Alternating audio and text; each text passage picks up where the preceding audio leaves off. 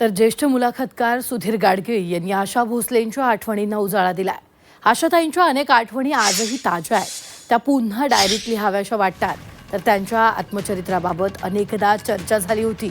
विविध मुलाखती आणि लेखनातून भरपूर साहित्य उपलब्ध होतं. त्यांच्या व्यस्त वेळापत्रकामुळे प्रत्यक्ष आत्मचरित्र लेखन पुढे ढकललं गेलं आणि अखेर अपूर्णच राहिलं. माझी इच्छा होती की हे आत्मचरित्र पारंपरिक न राहता त्यांच्या वेगळ्या दृष्टिकोनावर आधारित असावं. सामान्य कलाकारांपेक्षा त्यांचा विचार करण्याचा दृष्टिकोन वेगळा होता. तोच मांडायचा होता, पण ते राहून गेलं अशी खंत त्यांनी व्यक्त केली आहे. अशा आमच्या चर्चा बऱ्याचदा झाल्या होत्या की त्यांचं आत्मचरित्र मी लिहावं. त्यांच्या मुलाखती वेगवेगळ्या माझ्या 10-12 पुस्तकातनं विखरून लिहिले गेलेल्या आहेत. त्या मुलाखती एकत्र केल्या तरी पुस्तक होऊ शकेल. पण प्रत्यक्ष पुस्तक लिहिण्याचं ठरलं आणि बाईंच्या एकूण व्यापामध्ये ते पुढे पुढे पुढे जात थबकलं ते थबकलं. त्याचं पुस्तक चांगलं झालं असतं त्यांच्यावरचं.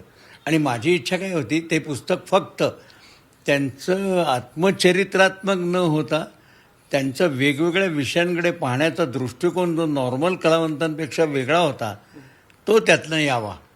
आणि त्याही तयार होत्या त्याला. काय राहून गेलं.